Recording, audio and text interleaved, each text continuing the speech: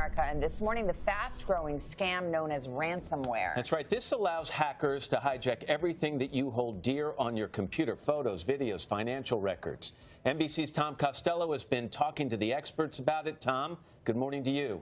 Good morning. The FBI says it does not support paying ransom to get personal or corporate information back, but some victims say they felt like they had no choice. And here's what's really concerning. Anybody who wants to become a hacker today can buy a DIY kit on the internet, actually in a dark corner of the internet. It can happen to anybody, anywhere in the world, victimized by a corner of the internet where there are no laws, no boundaries, where organized crime, sex traffickers, and hackers have free reign. Where do these people troll? The dark web is where the hackers live. The dark web, a place where few law-abiding people determined to keep their bank accounts and personal information safe, whatever goes. You can see here their tagline is "Search the darknet." The Google of the dark web. Essentially, right. Where cyber criminals openly offer their ware. Make your own ransomware profit. Bitcoin ransomware. This is advertising criminal activity. Right. It's overt. I mean, it's astonishingly overt. James Line is the global head of research for Sophos Security. No longer must hackers be able to write their own evil programs. Instead, today they can buy it all on the dark web, then launch an attack through phishing emails, malware, and ransomware. It describes how to configure your blackmail software. Look at this. You can customize the amount that you want for ransom. The FBI says ransomware scams have grown dramatically. Someone clicks on a bad link and suddenly a hacker is in control of the computer, refusing to release it until they're paid a ransom. It's happened to hospitals, community colleges, police departments, even the St. Louis Public Library. 1,400 computers and 17 libraries shut down in January, with hackers demanding $35,000 to unfreeze them. We have thousands of people every day who come to the library who use computers for their own purposes, many of them quite important: taxes, medical research, job applications. All of that was completely impossible. All of those machines, hundreds and hundreds of machines, were sitting dark. If hackers gain access to your personal information, it's like having the keys to all your safe deposit boxes. All of your information, your entire digital life is exposed to them. And if there's one thing we know about cybercriminals, it's that they're experts at finding ways to make money from your data. And it gets even more sinister, with hackers offering do-it-yourself kits to take down a competitor's website. Among the big names knocked offline in recent years: Amazon, Netflix, PayPal, the New York Times, even Wikipedia. This could cost a company millions of dollars. This could cause real business impact, could cost a lot of money, absolutely. This ransomware phenomenon is just sweeping the world. Indeed, and a large driving force of that is this ransomware as a service. It's the fact that cybercriminals now enable anyone with intent to buy the tools to go and execute those campaigns. The St. Louis Library refused to pay a ransom. Thankfully, they had all of their data backed up, and that is the best way to protect yourself. Back up your data on an external drive so you always have a copy. Make sure everybody understands the risk of clicking on that suspicious email link, and keep your operating systems and your security software all up to date. Tonight, hospitals and companies around the world held for ransom, a computer virus paralyzing Britain's National Health Service. Emergency rooms closed, ambulances were diverted, routine surgeries canceled. We turned up and for our appointment to have his foot checked, and they said, "I'm really sorry, but the computer system is down. You're going to have to go away." The virus locked computers. On screen, a message demanding $300 in Bitcoin to get access. This was not targeted at the NHS. It's an international attack. The attack reportedly affecting computer networks in at least 70 countries. Russia hit the worst, even spreading through that country's interior ministry.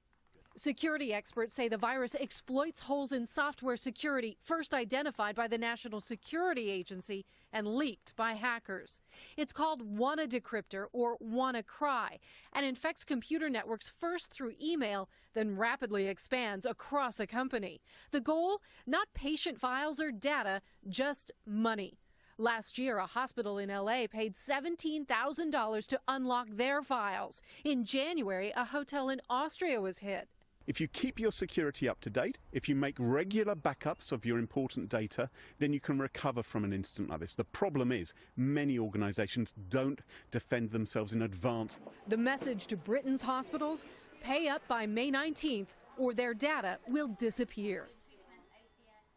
It's not yet clear who's behind the attack, but tonight, as DHS is putting out that alert to U.S. companies, a Microsoft spokesperson said to guard against the virus, simply make sure your computers are updated and running their latest software. About the ransomware that's been dubbed the folks at NSA and other intelligence agencies. Security experts say this is one of the worst and most widespread pieces of malware they've ever seen, especially because it's even caused some hospitals in the UK to have to cancel outpatient appointments.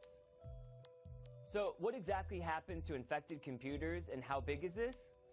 The ransomware actually locks up all the files in your computer and demands $300 in Bitcoin in order to regain control.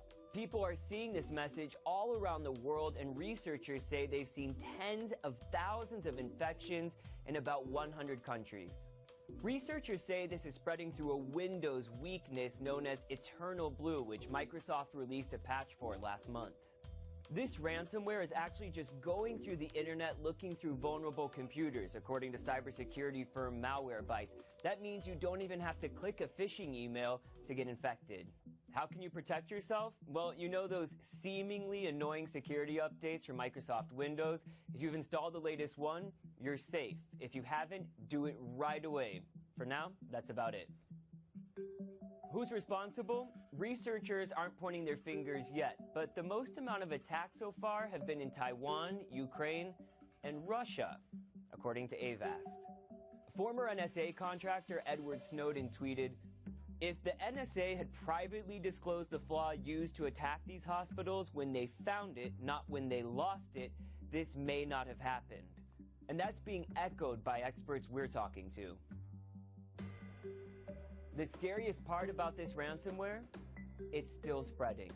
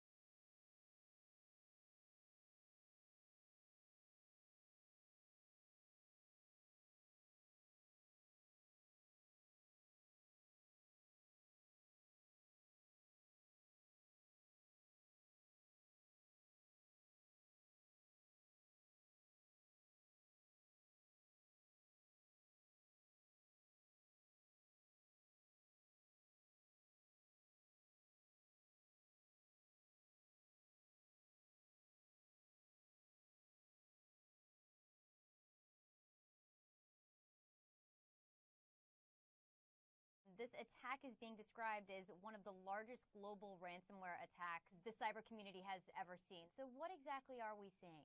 So ransomware is literally ransoming software. And what it does is once you get infected with it, it looks for all personal files on your system and encrypts them. And this makes it possible for the attackers to show a screen to you or change your background or drop a bunch of text files that are ransom notes, basically, and demand, if you want your files back, you better pay me. However, they've added some new features in this particular family that allows them to utilize an exploit that was discovered during the NSA exploit leaks by the shadow brokers a few weeks ago. It made the ransomware capable of reaching out to any system on the network of the infected system. So what's unique about this hack is it almost has a viral quality. Exactly. I mean, this is for outdated Windows systems, but considering most of the corporate world utilizes Windows because of its various benefits, then you've got to worry about all those systems and make sure they're patched. People don't even have to be a victim of a phishing attack. They don't even have to click on anything, and this could still impact them. Exactly. Yeah, there's no user interaction required. You just have to have a vulnerable system, and it's going to find you. You look at hospitals that are behind on all of this type of stuff. It's going to take them more than 8 weeks to update their systems. Right now, at this point, you have people being diverted away from certain hospitals who might need emergency care. What do you think is the most dangerous outcome here? The most dangerous outcome is it continues to spread. Hospitals shutting down, police departments, any sort of emergency services can get infected, and then you've got call centers that are down. People are unable to respond to emergency situations. A lot of bad things can happen. Our reliance on technology is so great, and while that has really benefited us as a society, it's also made us vulnerable. Do you worry, now that we're really seeing ransomware shutting down not just one hospital like Hollywood Presbyterian, but hospitals all around the world, that this is where bits and bytes meet flesh and blood? This is where this hacking can and will have an incredible human impact. When it comes to something like a hospital where you've got all of these files and documents and information about patients that are being used to help keep people alive, paying the ransom doesn't become an option anymore. You can't just remove the threat or say, I'll just get those pictures back later, or I'll just take more pictures, or I don't really need those office documents. Now, these are required things, and there's really no option for these organizations but to pay. And the cyber criminals know that, and that's why something like this is happening. I was just looking at Edward Snowden's tweets, and he said that this is a special case. Had the NSA disclosed the vulnerability when they discovered it, hospitals would have had years, not months, to prepare. Should the NSA have shared this information with Microsoft or with some of these companies that they found, or should they have sat on it and used it for national security? If you keep these vulnerabilities from people, from the developers being able to fix them, then you've got an in for any sort of terrorist group or other country that might be malicious in some way, or even just fighting criminals at all, being able to get to them. But then you leave everyone else vulnerable. So it really depends on your motivations and on whether or not you think that's a worthy risk. These days, considering how many cyber criminals are out there, considering how much cybercrime is a massive problem for the entire world, I think it's more prudent to share the information, get things fixed without the, and then find other ways to get to the bad guys. It may be the harder route to take, but it's certainly the one that helps the most people.